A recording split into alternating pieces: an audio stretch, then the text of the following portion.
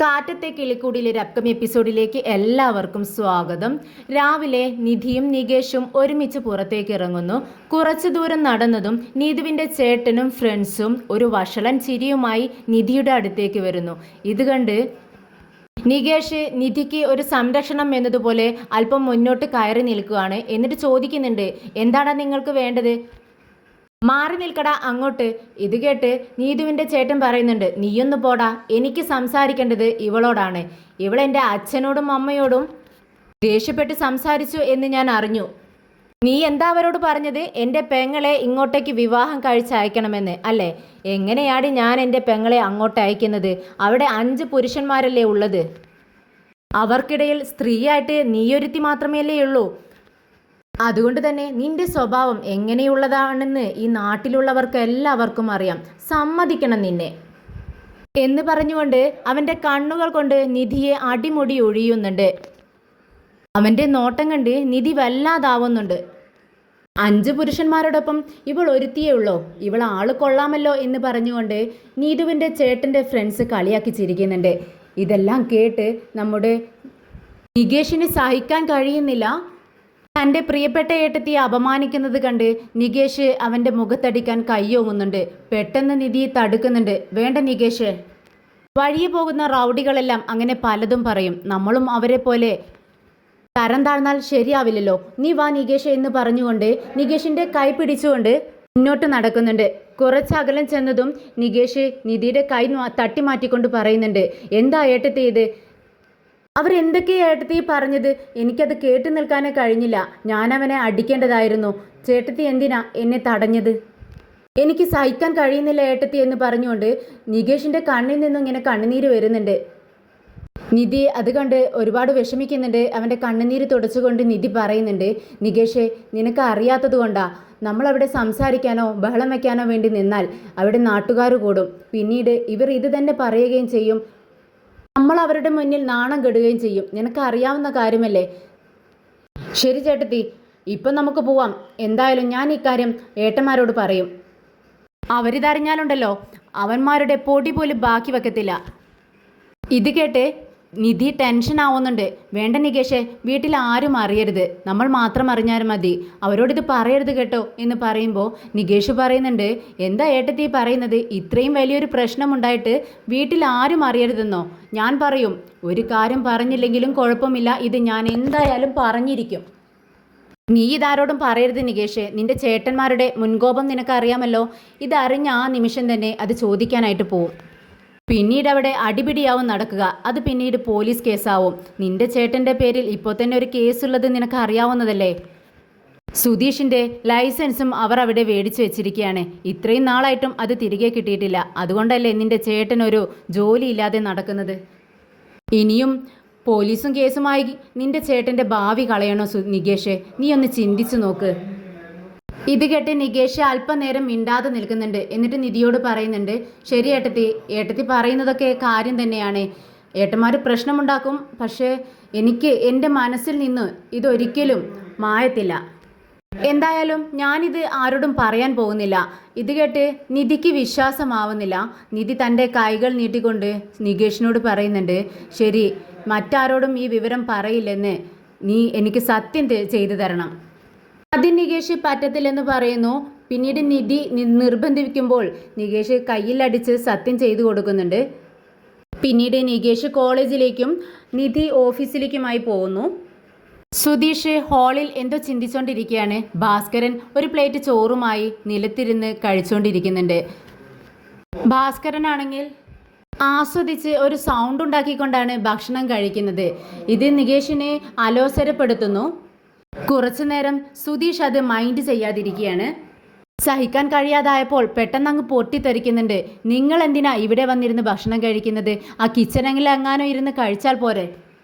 എനിക്കിത് കാണാനേ കഴിയുന്നില്ല എന്ന് പറയുമ്പോൾ ഭാസ്കരൻ പറയുന്നുണ്ട്, നിനക്ക് കാണാൻ കഴിയുന്നില്ലെങ്കിൽ നീ തിരിഞ്ഞിരിക്കുക, അല്ലെങ്കിൽ ഇറങ്ങിപ്പോ. എൻ്റെ വീട്ടിൽ എവിടെ ഇരുന്ന് ഭക്ഷണം കഴിക്കണമെന്ന് ഞാനാണ് തീരുമാനിക്കുന്നത്. അല്ല, നീ എന്താ ഇവിടെ വെറുതെ ഇരിക്കുന്നത്? ഓ, നിന്റെ ജോലി പോയല്ലോ അല്ലേ, ഞാനതങ്ങ് മറന്നു എന്ന് പറഞ്ഞ് ചിരിക്കുന്നുണ്ട്. ഇത് കേട്ട് നമ്മുടെ സുധീഷിന് സഹിക്കുന്നില്ല. നിങ്ങൾ കളക്ടർ ജോലിയൊന്നും അല്ലല്ലോ ചെയ്യുന്നത്.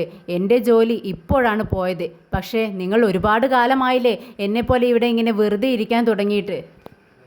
നിങ്ങൾ ഈ സമയത്ത് ഇങ്ങോട്ടേക്ക് വരാറില്ലല്ലോ, പിന്നെ എന്തിനാ വന്നതെന്ന് ചോദിക്കുമ്പോൾ ഭാസ്കറിന് ദേഷ്യം വരുന്നുണ്ട്. എനിക്ക് ഇഷ്ടമുള്ളപ്പോൾ വരും പോവും, നീയൊന്ന് പോടാ, നീ അതൊന്നും അന്വേഷിക്കേണ്ട കാര്യമില്ല എന്ന് പറഞ്ഞുകൊണ്ട് ഭാസ്കരൻ ചോറുണ്ടോണ്ടിരിക്കുകയാണ്. പെട്ടെന്നാണ് സുധീഷിൻ്റെ ഫോൺ റിങ് ചെയ്യുന്നത്. ഫോൺ എടുത്ത് ഹലോ എന്ന് പറയുമ്പോൾ ഞാൻ നിങ്ങളുടെ അഡ്വക്കേറ്റാണ്. ഡൈവോഴ്സ് ഫയൽ ചെയ്യാൻ വേണ്ടി നാളെ കോടതിയിലേക്ക് പോകണമെന്ന് പറഞ്ഞതും സുധീഷിൻ്റെ എനർജിയെല്ലാം ഇല്ലാതാകുന്നുണ്ട്. പെട്ടെന്ന് അവിടെ കിടന്നിരുന്ന ഒരു ചെയറിൽ ഇരിക്കുന്നുണ്ട്. മാഡം നാളെ തന്നെ വരണോ എന്ന് ചോദിക്കുന്നുണ്ട്. അതെ, നാളെ തന്നെ വരണം. ജഡ്ജിന് മുന്നിൽ ഡൈവോഴ്സിന് അപ്ലൈ ചെയ്യണം. അതിനുശേഷം 2-3 ഹിയറിംഗ് ഉണ്ടാവും. അത് കഴിഞ്ഞാൽ പിന്നീട് ഡൈവോഴ്സ് ആവും. ഇത് കേട്ട് സുധീഷ് വല്ലാതാവുന്നുണ്ട്. മാഡം, ഈ ഡൈവോഴ്സ് കുറച്ച് ദിവസത്തേക്ക് നീട്ടി വയ്ക്കാവോ എന്ന് ചോദിക്കുകയാണ്. ഇത് കേട്ട് അഡ്വക്കേറ്റ് ചോദിക്കുന്നുണ്ട്, അതെന്ത് പറ്റി, എന്തിനാ നീട്ടിവെക്കുന്നത്? നിങ്ങൾ തന്നെയല്ലേ ഇവിടെ വന്ന് ഡൈവോഴ്സ് ആവശ്യപ്പെട്ടത്? മാഡം, ഒരു പ്രശ്നമുണ്ട്. പ്രശ്നമുണ്ടെന്നോ? നിങ്ങൾ അന്ന് വന്നപ്പോൾ അങ്ങനെയൊന്നും പറഞ്ഞില്ലല്ലോ. നിങ്ങളുടെ വൈഫും സന്തോഷത്തിലായിരുന്നു, പിന്നീട് എന്ത് പറ്റി എന്ന് ചോദിക്കുന്നുണ്ട്. അതിന് അവൾക്ക് പ്രശ്നമൊന്നുമില്ല, പ്രശ്നമുള്ളത് എനിക്കാണ്. എനിക്ക് പൂർണ്ണമായി സമ്മതമല്ല ഈ ഡൈവോഴ്സിനെന്ന് സുധീഷ് പറയുന്നുണ്ട്. എനിക്കൊന്നും മനസ്സിലാവുന്നില്ല എന്ന് അഡ്വക്കേറ്റ് പറയുന്നുണ്ട്. ഉടനെ സുധീഷ് പറയുന്നുണ്ട്, മാഡം, ഡൈവോഴ്സ് ആവണമെന്ന് എൻ്റെ ഭാര്യക്കാണ് താല്പര്യം, പക്ഷേ എനിക്കൊട്ടും ഇഷ്ടമല്ല. അന്ന് നിങ്ങൾ രണ്ടുപേരും ഇവിടെ വന്നപ്പോൾ മ്യൂച്വൽ കൺസേണിലല്ലേ സൈൻ ചെയ്തത്, പിന്നീട് എന്തു പറ്റിയെന്ന് ചോദിക്കുകയാണ്. അന്ന് ഞാൻ അങ്ങനെ ചെയ്തത് എൻ്റെ ഭാര്യ പറഞ്ഞതുകൊണ്ട് മാത്രമാണ്, എൻ്റെ ഇഷ്ടപ്രകാരം ഞാൻ ചെയ്തതല്ല. എനിക്ക് ഡൈവോഴ്സിനെ കുറിച്ച് ചിന്തിക്കാൻ പോലും കഴിയില്ല മാഡം, ഞാൻ ആകെ ടെൻഷനിലാണ്.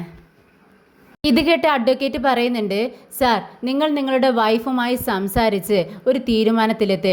ഞാൻ നാളത്തേക്ക് ഡൈവോഴ്സിങ് പേപ്പേഴ്സ് എല്ലാം ശരിയാക്കി വെച്ചിട്ടുണ്ട്. എന്തായാലും നിങ്ങളൊരു തീരുമാനമെടുക്കുക, അതിനുശേഷം എന്നെ വിളിക്കണം. ഓക്കെ എന്ന് പറഞ്ഞുകൊണ്ട് അവർ കോള് കട്ട് ചെയ്യുന്നുണ്ട്. പിന്നീട് സുധീഷ് സുഭാഷിൻ്റെ ജോലി സ്ഥലത്തേക്ക് പോകുന്നുണ്ട്. ഭായിയെ കണ്ടതും സുഭാഷ് ഏട്ടൻ എവിടെയെന്ന് ചോദിക്കുകയാണ്. സുഭാഷ് ഏട്ടൻ മുകളിലുണ്ട്. അല്ല, നിങ്ങളെന്താ ഇവിടെ എന്ന് ചോദിക്കുമ്പോൾ സുധീഷ് പറയുന്നുണ്ട്, കുറച്ചു നേരം ഹരീഷിൻ്റെ വർക്ക്ഷോപ്പിൽ പോയിരുന്നു. സുഭാഷ് ഏട്ടനെ കാണാൻ വേണ്ടിയാണ് ഞാൻ ഇങ്ങോട്ടേക്ക് വന്നതെന്ന് പറയുന്നുണ്ട്. അല്ല, നിങ്ങളുടെ അനിയത്തി സുഖമായിരിക്കുന്നോ എന്ന് സുധീഷ് ചോദിക്കുമ്പോൾ ഓ സുഖമായിരിക്കുന്നു എന്ന് ബായി പറയുന്നുണ്ട്. അല്ല, നിങ്ങളുടെ നാട്ടിലൊക്കെ ഈ പെൺകുട്ടികളെ പെട്ടെന്ന് വിവാഹം കഴിച്ചയക്കും അല്ലേ എന്ന് ചോദിക്കുമ്പോൾ ബായി പറയുന്നുണ്ട്, അതെ, ഞങ്ങളുടെ നാട്ടിലൊക്കെ അങ്ങനെയാണ്, പെൺകുട്ടികളെ പെട്ടെന്ന് തന്നെ അങ്ങ് വിവാഹം കഴിച്ചയക്കും, അത്രമാത്രം പഠിപ്പിക്കൊന്നുമില്ല എന്ന് പറയുകയാണ്. അപ്പോഴേക്കും സുഭാഷ് അങ്ങോട്ടേക്ക് വരുന്നുണ്ട്. സുധീഷിനെ കണ്ടതും സുഭാഷ് ഏട്ടൻ സന്തോഷത്തോടെ അവൻ്റെ അടികിലേക്ക് ചെല്ലുന്നുണ്ട്. നീ എന്താടാ സുധീഷ് ഇവിടെ എന്ന് ചോദിക്കുകയാണ്. അത് ഞാൻ ചേട്ടനെ കാണാൻ വേണ്ടി വന്നതാണെന്ന് പറയുന്നുണ്ട്. എന്നാൽ ഇവിടെ ഇരിക്കുക എന്ന് സുഭാഷ് ഏട്ടൻ പറയുകയാണ്. നിനക്കെന്താടാ കുടിക്കാൻ വേണ്ടത്, ചായ വേണോ അതോ വെള്ളം വേണോ എന്ന് ചോദിക്കുകയാണ്. ഇത് കേട്ട് സുധീഷ് പറയുന്നുണ്ട്, എനിക്ക് അതിനൊന്നും ഉള്ള മൂഡില്ല ചേട്ടാ, ഇനി ഈ നേരത്തെ ആരെങ്കിലും ചായ കുടിക്കോ, എത്രമാത്രം വെയിലാണെന്ന് പുറത്തേക്കൊന്ന് നോക്കിയെന്ന് പറയുമ്പോൾ സുഭാഷ് പറയുന്നുണ്ട്, എനിക്ക് ചായ വേണം, കുടിക്കാൻ വേണ്ടി നിൽക്കുകയായിരുന്നു ഞാൻ. ഇത് കേട്ട് സുധീഷ് പറയുന്നുണ്ട്, ഓഹോ, അപ്പോൾ ചേട്ടൻ മാത്രം കുടിക്കുക, ഞാനത് കണ്ടോണ്ടിരിക്കാനോ, എന്നാൽ എനിക്ക് കൂടി ഒരു ചായ പറഞ്ഞേക്കെന്ന് പറയുമ്പോൾ സുഭാഷ് ഏട്ടൻ ചിരിക്കുന്നുണ്ട്. സുധീഷിൻ്റെ മുഖത്തെ വിഷമം കണ്ട് സുഭാഷ് ചോദിക്കുന്നുണ്ട്, അല്ല, നിന്റെ മുഖം എന്താ വല്ലാതിരിക്കുന്നത്, നീ എന്തെങ്കിലും പറയാൻ വേണ്ടിയാണോ ഇങ്ങോട്ടേക്ക് വന്നത്, എന്താ കാര്യമെന്ന് ചോദിക്കുകയാണ്. ഇത് കേട്ട് സുധീഷ് പറയുന്നുണ്ട്, ഇന്ന് എന്നെ അഡ്വക്കേറ്റ് വിളിച്ചിട്ടുണ്ടായിരുന്നു. അഡ്വക്കേറ്റോ, ഏത് അഡ്വക്കേറ്റ് എന്ന് സുഭാഷ് ചോദിക്കുകയാണ്. അത് അന്ന് ഞാനും നിധിയും കൂടി ഡൈവോഴ്സിന് അപ്ലൈ ചെയ്യാൻ വേണ്ടി പോയ ഒരു അഡ്വക്കേറ്റ് ഇല്ലേ, അവരെന്ന് പറയുകയാണ്. ഇത് കേട്ടതും അയ്യോ അവരെന്തിനാ വിളിച്ചതെന്ന് ഒരു പേടിയോടുകൂടി സുഭാഷ് ചോദിക്കുകയാണ്. ഇത് കേട്ട് സുധീഷ് പറയുന്നുണ്ട്, എന്തിനാ ഇങ്ങനെ പേടിക്കുന്നത്, ഞെട്ടുന്നത് എന്തിനാ, അന്നേ ഞാനും നിധിയും കൂടി ഇക്കാര്യമൊക്കെ സുഭാഷ് ഏട്ടനോട് പറഞ്ഞതല്ലേ, വീട്ടിലുള്ള എല്ലാവരോടുമായിട്ട് പറഞ്ഞതാണ്, പിന്നെ എന്തിനാ ഇങ്ങനെ ഞെട്ടൽ അഭിനയിക്കുന്നതെന്ന് ചോദിക്കുകയാണ്. ഇത് കേട്ട് സുഭാഷ് പറയുന്നുണ്ട്, എടാ, ഞാൻ അഭിനയിക്കുന്നതൊന്നുമല്ല, നിങ്ങൾ ഡൈവോഴ്സ് ആവുന്നു എന്ന് പറയുന്നത് കേൾക്കുമ്പോൾ തന്നെ മനസ്സിലൊരു പെടച്ചിലാണ്. വീണ്ടും ഡൈവോഴ്സ് എന്ന് നീ പറയുന്നത് കേട്ടപ്പോൾ എൻ്റെ മനസ്സൊന്ന് പതറി, അതാ ഞാനങ്ങനെ ചോദിച്ചത്. നീ പറ, വക്കീൽ എന്ത് പറഞ്ഞു? ഇത് കേട്ട് സുധീഷ് പറയുന്നുണ്ട്, നാളെ എന്നോടും നിധിയോടും കൂടി കോർട്ടിലേക്ക് ചെല്ലാൻ പറഞ്ഞു. അയ്യോ അപ്പോൾ നാളെ തന്നെ ഡൈവോഴ്സ് ആവോ എന്ന് സുഭാഷേട്ടൻ ചോദിക്കുകയാണ്. ഇല്ല ഇല്ല, നാളെ ഒന്നും ഡൈവോഴ്സ് ആവില്ല, പക്ഷേ കുറച്ച് ദിവസങ്ങൾക്കുള്ളിൽ ഡൈവോഴ്സ് ആവും. നിന്നെ എന്ത് പറഞ്ഞാൽ ഞാൻ സമാധാനിപ്പിക്കുക? നിധി ഡൈവോഴ്സ് ആവശ്യപ്പെട്ടതിന് ശേഷം ഞാൻ നേരം വണ്ണം ഉറങ്ങിയിട്ടില്ല. ഇത് കേട്ട് വിശ്വസിക്കാൻ കഴിയാതെ സുധീഷ് ഇങ്ങനെ സുഭാഷിൻ്റെ മുഖത്തേക്ക് നോക്കുക. നീ എന്തിനാടാ ഇങ്ങനെ നോക്കുന്നത്? ഞാൻ കാര്യമായിട്ടാണ് പറയുന്നത്. ഞാൻ നേരം വണ്ണം ഉറങ്ങിയിട്ട് ഇപ്പോൾ എത്ര ദിവസമായെന്നറിയാവോ? ഇത് കേട്ട് സുധീഷ് പറയുന്നുണ്ട്, എന്തിനാ സുഭാഷ് ഏട്ടാ ഇങ്ങനെ കള്ളം പറയുന്നത്? എല്ലാ രാത്രികളും ഞാൻ കിടന്നുറങ്ങാൻ നേരം നിങ്ങൾ കൂർക്കം വലിച്ച് കിടന്നുറങ്ങുന്നത് ഞാൻ കാണുന്നതല്ലേ, പിന്നെ എന്തിനാ ഇങ്ങനെ കള്ളം പറയുന്നത്? നിങ്ങൾ എല്ലാ ദിവസവും നന്നായി ഭക്ഷണം കഴിക്കുന്നുണ്ട്, ഉറങ്ങുന്നുണ്ട്, ഇത് ഞാൻ കാണാറുണ്ട്. ഇത് കേട്ട് സുഭാഷ് ഏട്ടൻ ഇങ്ങനെ ഒന്ന് പരിങ്ങിക്കൊണ്ട് പറയുന്നുണ്ട്, അതെ, നേരം വെളുത്ത അന്തിയോളം ഞാനിവിടെ നല്ല ജോലിയിലല്ലടാ, അതുകൊണ്ട് ക്ഷീണം കൊണ്ട് കിടന്ന പാടൊന്ന് ഉറങ്ങിപ്പോകുന്നതാ, അതിനുശേഷം എനിക്കങ്ങനെ ഉറക്കം വരാറില്ല എന്ന് പറയുകയാണ്. സുധീഷേ, ഞാൻ നിധിയോടൊന്ന് സംസാരിച്ചാലോ? നീയും സുധീഷും ഒരുമിച്ച് ജീവിക്കണമെന്ന് ഞാൻ അവളോടൊന്ന് പറഞ്ഞു നോക്കാമെന്ന് പറയുന്നു. ഇത് കേട്ട് സുധീഷ് പറയുന്നുണ്ട്, വേണ്ട വേണ്ട, സുഭാഷ് ഏട്ടൻ ഒന്നും പറയണ്ട, ആരോടും സംസാരിക്കുകയും വേണ്ട. ഒരു വട്ടം തന്നെ സുഭാഷ് ഏട്ടൻ സംസാരിച്ചതിൻ്റെ ക്ഷീണം ഇപ്പോഴും തീർന്നിട്ടില്ല. എനിക്ക് നിന്നെ കണ്ട് ആകെ വിഷമാവുന്നു എന്ന് സുഭാഷ് ഏട്ടൻ പറയുമ്പോൾ, വേണ്ട സുഭാഷ് ഏട്ടാ, എൻ്റെ വിഷമം മാറാൻ വേണ്ടിയാണ് ഞാൻ ഇങ്ങോട്ടേക്ക് വന്നത്, എന്നിട്ട് നിങ്ങൾ കൂടി വിഷമിച്ചിരിക്കുകയാണോ? അപ്പോഴേക്കും ഭായി ചായയും വടയുമായി വരുന്നുണ്ട്. സുഭാഷ് ഏട്ടനും സുധീഷും കൂടി അത് കഴിച്ചുകൊണ്ടിരിക്കുകയാണ്. സുധീഷ് സന്തോഷത്തോടൊക്കെ തന്നെയാണ് കഴിച്ചുകൊണ്ടിരിക്കുന്നത്. അപ്പോൾ അതിനിടയിൽ സുധീഷ് പറയുന്നുണ്ട്, ഓ ചേട്ടാ, ഈ മനസ്സും വയറുമായി ഒരു ബന്ധവുമില്ല. മനസ്സ് വിഷമിച്ചാലും ഭക്ഷണം അങ്ങനെ കഴിച്ചുകൊണ്ടേയിരിക്കും. അതിപ്പോൾ ചായയായാലും വടയായാലും ചോറായാലും അതിങ്ങനെ അതിൻ്റെ നേരമായാൽ അതങ്ങനെ അകത്തേക്ക് പോയിക്കൊണ്ടേയിരിക്കും. ഇത് കേട്ട് സുഭാഷ് ഏട്ടനൊന്ന് ചിരിക്കുന്നുണ്ട്. സുഭാഷ് ഏട്ടാ, ഞാൻ ഇന്ന് എൻ്റെ മനസ്സിലുള്ളതെല്ലാം നിധിയോട് തുറന്നു പറയും. അവൾ വിചാരിക്കുന്നത് എനിക്ക് ഈ വിവാഹത്തിന് സമ്മതമല്ലായിരുന്നു, അതുകൊണ്ട് തന്നെ ഡൈവോഴ്സ് ആയാൽ ഞാൻ സന്തോഷത്തോടെ ഇരിക്കുമെന്നാണ് അവൾ വിചാരിക്കുന്നത്. പക്ഷേ അങ്ങനെയല്ല, എനിക്ക് അവളെ ഇഷ്ടമാണെന്നും ജീവിതാവസാനം വരെ അവളോടൊപ്പം ജീവിക്കാൻ എനിക്ക് ഇഷ്ടമാണെന്നും എനിക്ക് അവളെ പറഞ്ഞ് ബോധ്യപ്പെടുത്തണം. നീ എങ്ങനെ പറയുമോടാ സുധീഷ് എന്ന് ആശ്ചര്യത്തോടു കൂടി സുഭാഷ് ഏട്ടൻ ചോദിക്കുകയാണ്. ഇത് കേട്ട് സുധീഷ് പറയുന്നുണ്ട്, അല്ല സുഭാഷ് ഏട്ടൻ എന്തിനാ ഒരു ഭയത്തോടു കൂടി ചോദിക്കുന്നത്? അല്ലടാ, നീ കാര്യമായിട്ടാണോ പറയുന്നത്? നീ ഇന്ന് എല്ലാം അവളോട് തുറന്നു പറയോ എന്ന് സുഭാഷ് ഏട്ടൻ ചോദിക്കുമ്പോൾ സുധീഷ് പറയുന്നുണ്ട്, അതെ, ഞാൻ ഇന്ന് എല്ലാം അവളോട് തുറന്നു പറയും. ഞാനൊരു പക്ഷേ ഇതെല്ലാം തുറന്നു പറയുന്ന സമയത്ത് അവളും തിരിച്ചെന്നോട് സ്നേഹമാണെന്ന് പറഞ്ഞാൽ ഞങ്ങൾക്ക് സന്തോഷത്തോടെ ജീവിക്കാമല്ലോ സുഭാഷ് ഏട്ടാ. എൻ്റെ സ്നേഹം ഞാൻ തുറന്നു പറഞ്ഞാലല്ലേ അവൾക്ക് തിരിച്ചറിയാൻ കഴിയൂ. അത് ശരിയാണ്, നീ ഇതുവരെ നിധിയോടൊന്നും തുറന്നു പറഞ്ഞിട്ടില്ലല്ലോ എന്ന് സുഭാഷ് ഏട്ടൻ പറയുന്നുണ്ട്. അതെ സുഭാഷ് ഏട്ടാ, ചില പെൺകുട്ടികൾ സ്നേഹിക്കുന്ന പയ്യന്മാർ അത് നേരിട്ട് പറയട്ടെ എന്നിങ്ങനെ വിചാരിക്കും. ഈ നിധിയും അതുപോലെ ഒരു പെൺകുട്ടിയാണെന്നാണ് ഞാൻ കരുതുന്നത്. ഞാനിന്ന് നിധിയുടെ കണ്ണിൽ നോക്കി എൻ്റെ ഉള്ളിലുള്ള സ്നേഹമെല്ലാം ഞാൻ അവളോട് തുറന്നു പറയും. എന്നെ അവൾ മനസ്സിലാക്കും, അതെനിക്ക് ഉറപ്പാ എന്നിങ്ങനെ ഒരു ആത്മവിശ്വാസത്തോടു കൂടി സുധീഷ് പറയുന്നുണ്ട്. എൻ്റെ സ്നേഹം ഞാൻ അവളോട് തുറന്നു പറഞ്ഞതിന് ശേഷം ഇനി അവൾ ഡൈവോഴ്സ് ആവശ്യപ്പെട്ടാലും എനിക്ക് വിഷമമൊന്നുമില്ല സുഭാഷ് ഏട്ടാ. പക്ഷേ ഡൈവോഴ്സ് ആയതിനു ശേഷം എന്തുകൊണ്ട് നിങ്ങൾ ഇതിനു മുന്നേ ഈ സ്നേഹം എന്നോട് തുറന്നു പറഞ്ഞില്ല എന്ന് അവൾ പറയാൻ പാടില്ല. അതുകൊണ്ടാണ് ഞാനെല്ലാം അവളോട് തുറന്നു പറയാൻ പോകുന്നത്. എന്തായാലും രണ്ടിലൊന്ന് ഇന്നറിയാം സുഭാഷ് ഏട്ടാ എന്ന് പറഞ്ഞുകൊണ്ട് വിഷമത്തോടെ ഇരിക്കുകയാണ് സുധീഷ്. പിന്നീട് സുധീഷ് നിധിയെ കാണാനായി അവൾ ജോലി ചെയ്യുന്ന ഓഫീസിന് മുന്നിലെത്തുന്നുണ്ട്. സുധീഷിൻ്റെ മനസ്സാക്ഷി സുധീഷിനോട് പറയുന്നുണ്ട്, സുധീഷ്, ഇന്ന് തന്നെ നിൻ്റെ മനസ്സിലുള്ളതെല്ലാം നീ നിധിയോട് തുറന്നു പറയണം. പിന്നീട് വരുന്ന കാര്യങ്ങളെല്ലാം നമുക്ക് അപ്പോൾ നോക്കാം എന്നിങ്ങനെ സുധീഷിൻ്റെ മനസ്സിലിരുന്ന് ആരോ പറയുന്നത് പോലെ അവനക്ക് തോന്നുന്നുണ്ട്. നിധിയും നിധിയുടെ ഫ്രണ്ട് ദിവ്യയും ഓഫീസിന് പുറത്തേക്ക് വരുന്നത് സുധീഷ് കാണുന്നുണ്ട്. സുധീഷ് പെട്ടെന്ന് നിധിയുടെ അടുത്തേക്ക് ചെല്ലാനായി നോക്കുന്നുണ്ട്. അപ്പോഴേക്കും ഓഫീസിനകത്തു നിന്നും നിധിയുടെ MD സിദ്ധാർത്ഥിൻ്റെ കാർ ഇറങ്ങി വരുന്നുണ്ട്. നിധിയുടെ അടുത്തെത്തിയതും സിദ്ധാർത്ഥ് കാറ് നിർത്തിക്കൊണ്ട് അതിൽ നിന്ന് ഇറങ്ങി നിധിയോട് ചോദിക്കുന്നുണ്ട്, അല്ല നിധി, നീ വീട്ടിലേക്കല്ലേ? ഞാനും ആ വഴിയാണ് പോകുന്നത്, ഞാൻ ഡ്രോപ്പ് ചെയ്യാം. വേണ്ട സാർ, ഞാൻ പൊക്കോളാം എന്ന് നിധി പറയുന്നുണ്ട്. ഇത് കേട്ട് നമ്മുടെ സുധീഷിന് സന്തോഷമാവുന്നുണ്ട്. നീ എന്ത് വിചാരിച്ചടാ എൻ്റെ നിധിയേയും കൊണ്ടങ്ങ് പോവാമെന്നോ? എൻ്റെ നിധിനെ അതിനൊന്നും കിട്ടത്തില്ല എന്നിങ്ങനെ സുധീഷ് മനസ്സിൽ ചിന്തിക്കുകയാണ്. ദിവ്യയും ചോദിക്കുന്നുണ്ട്, എന്താ സാർ എന്നെയൊന്നും ഡ്രോപ്പ് ചെയ്യത്തില്ലേ? അല്ല, നിധിയുടെ വീട് ഞാൻ പോകുന്ന വഴിയിലാണ്, അതുകൊണ്ടാണ് ഞാൻ നിധിയോട് അങ്ങനെ പറഞ്ഞത്. വാ നിധി, വണ്ടിയിലേക്ക് കയറ് എന്ന് പറഞ്ഞുകൊണ്ട് സിദ്ധാർത്ഥ് നിർബന്ധിക്കുന്നുണ്ട്.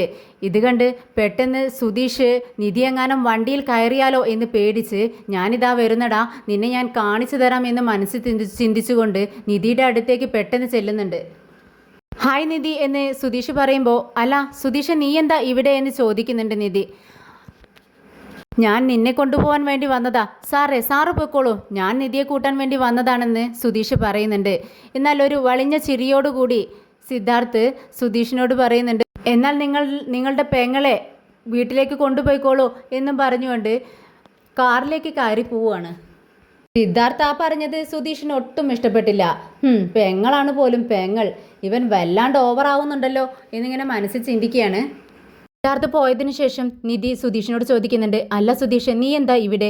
ഈ നേരത്തെ എന്നെ വിളിക്കാനായിട്ട് നീ വരാറില്ലല്ലോ. ഇതിയുടെ സുധീഷ് പറയുന്നുണ്ട്, അത് നിധി, എനിക്ക് നിന്നോടൊരു കാര്യം പറയാനുണ്ട്, അതിനു വേണ്ടിയാണ് ഞാൻ ഇങ്ങോട്ടേക്ക് വന്നത്.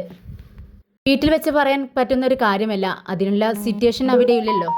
ഞാനൊരു വണ്ടി വിളിച്ചിട്ടാണ് വന്നത്, നമുക്ക് ബീച്ചിലേക്ക് പോയാലോ എന്ന് ചോദിക്കുമ്പോൾ, ശരി പോവാമെന്ന് പറഞ്ഞുകൊണ്ട് നിധി സുധീഷിനോടൊപ്പം ബീച്ചിലേക്ക് പോകുന്നുണ്ട്.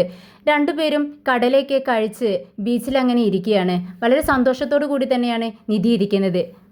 സുധീഷ് ഇടയ്ക്കിടയ്ക്ക് നിധിയുടെ മുഖത്തേക്ക് നോക്കുന്നുണ്ട്. നിധിയുടെ ഇപ്പോഴത്തെ കണ്ടീഷൻ, അതായത് നിധി സന്തോഷത്തിലാണോ അതോ മറ്റു വല്ല പ്രശ്നത്തിലും ആണോ എന്നിങ്ങനെ നിധിയുടെ മുഖത്തേക്ക് തന്നെ സൂക്ഷിച്ച് നോക്കിക്കൊണ്ടിരിക്കുകയാണ് സുധീഷ്.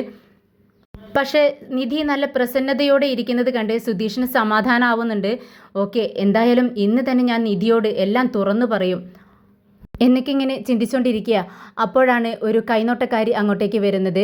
നിധിയെ കണ്ടതും നിധിയോട് പറയുന്നുണ്ട്, അമ്മ നിങ്ങളുടെ കൈ ഞാനൊന്ന് നോക്കട്ടെ, ഞാനൊരു കൈനോട്ടക്കാരിയാണ്, ലക്ഷണം പറയും, നിങ്ങൾ ഭാര്യ ഭർത്താക്കന്മാരല്ലേ എന്ന് പറയുമ്പോൾ നിധി പറയുന്നുണ്ട്, ഏയ് വേണ്ട, ഞാനങ്ങനെ കൈ നോക്കാറില്ല. അതിനെന്താ അമ്മ, നിങ്ങൾ രണ്ടുപേരും ഭാര്യ ഭർത്താവുമാണെന്ന് എനിക്കറിയാം. നിങ്ങളുടെ ജീവിതത്തിൽ 6 മാസത്തിനുള്ളിൽ ഒരു സംഭവം നടക്കാൻ പോകുന്നുണ്ട്. കൈ നോക്കുകയാണെങ്കിൽ ഞാൻ എല്ലാം പറയാം എന്ന് പറയുന്നുണ്ട്. ഇത് കേട്ട് നമ്മുടെ സുധീഷിന് നല്ല ഇൻട്രസ്റ്റ് ആവുന്നുണ്ട്. 6 മാസത്തിനുള്ളിൽ തങ്ങളുടെ ജീവിതത്തിൽ എന്തോ നടക്കാൻ പോകുന്നു എന്ന് ആ സ്ത്രീ പറഞ്ഞപ്പോൾ കൈ നോക്കണമെന്നുണ്ട്. പക്ഷേ നിധി സമ്മതിക്കുന്നില്ല. നിധി പറയുന്നുണ്ട്, എന്തിനാ വെറുതെ, ഞങ്ങൾക്കിതിൽ വിശ്വാസമില്ല, അതുകൊണ്ട് തന്നെ അതിൻ്റെ ആവശ്യമില്ല, നിങ്ങൾ പൊക്കോളൂ എന്ന് പറയുകയാണ്. അതിനുശേഷം സുധീഷ് കടലിലേക്ക് ഇങ്ങനെ നോക്കി കുറച്ച് കടൽ തീരത്തേക്ക് ഇറങ്ങി ചെല്ലുകയാണ്. അല്പനേരം അവിടെ നിന്നതിന് ശേഷം തിരികെ നിധിയുടെ അടുത്ത് വന്നിരിക്കുന്നുണ്ട്. നിധി സുധീഷിനോട് പറയുന്നുണ്ട്, അല്ല സുധീഷെ, കടലിലേക്ക് നോക്കിക്കൊണ്ടിരിക്കാനാണോ എന്നെയും കൂട്ടി ഇങ്ങോട്ടേക്ക് വന്നത്? നീ എന്നോട് എന്തോ പറയാനുണ്ടെന്നല്ലേ പറഞ്ഞത്, പക്ഷേ കണ്ടിട്ട് അങ്ങനെ തോന്നുന്നില്ലല്ലോ. നീ എന്നോട് കള്ളം പറഞ്ഞതാണോ എന്ന് ചോദിക്കുകയാണ്. ഇത് കേട്ട് സുധീഷ് പറയുന്നുണ്ട്, ഏയ് അല്ല, എനിക്ക് നിന്നോട് വളരെ സീരിയസ് ആയിട്ടുള്ളൊരു കാര്യം തന്നെ പറയാനുണ്ട്. നിധി, നമ്മുടെ വിവാഹം നടന്നത് ഏത് സിറ്റുവേഷനിലാണെന്ന് നിനക്കറിയാമല്ലോ. അന്ന് ആ പോലീസ് സ്റ്റേഷനിൽ വെച്ച് അവരങ്ങനെ പറഞ്ഞത് കൊണ്ട് മാത്രമാണ് ഞാൻ നിൻ്റെ കഴുത്തിൽ താലി കെട്ടിയത്. അത്തരമൊരു സന്ദർഭത്തിലായതുകൊണ്ട് അതങ്ങനെ നടന്നു. അന്ന് സ്റ്റേഷനിൽ നിന്ന് രക്ഷപ്പെടാൻ വേണ്ടി നിന്റെ കഴുത്തിൽ ഞാൻ താലി കെട്ടിയെങ്കിലും ഇന്ന് അതിനുശേഷം ഞാൻ നിന്നെ എൻ്റെ ഭാര്യയായിട്ടാണ് കാണുന്നത്. ഇത് കേട്ട് നിധിക്ക് വിശ്വസിക്കാനാവുന്നില്ല. നിധി സുധീഷിൻ്റെ മുഖത്തേക്ക് സൂക്ഷിച്ച് നോക്കുവാണ്.